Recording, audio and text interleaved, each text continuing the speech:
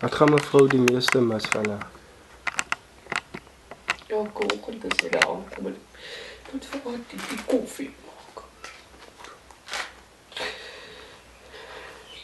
Die eerste ding wat sy gesoek het, sy het haar popcorn gesoek en sy het haar koffie gesoek. En as sy dit het, dan sy tevrede en dan loop sy saam met Alice.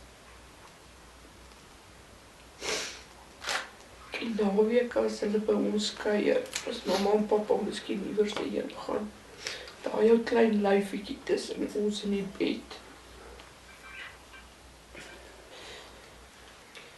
My man het vir my gebel, hy was op die pad gewees. Toe het my meisiekind hom gebel. En toe het hy net gevra, ek moet bel om te hoor wat gaan aan, want daar is groot fout. En toe het Ursulaatjie vir my gesê, en is laat Griffels oor Annika gery het. En dat hulle by dokter Marietjie is op die maandag. Jong, dit is so deur mekaar gewees. Ek het nog kinders in die bad gehad, ek het hulle half aangetrek in die kar. En toe ons daar kom, toe is dit so.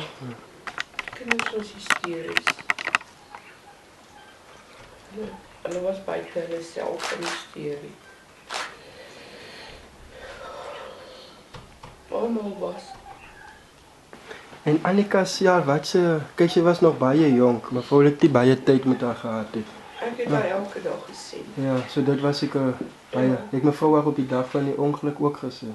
Nee, ek het haar die Vrydag. Die Vrydag gesien, ja. Party dae was klein ding by ons by die winkel. Ander dae het sy saam met my bediende opgekom huis toe. Ja. En sy hier gespeel tot mamma klaar is.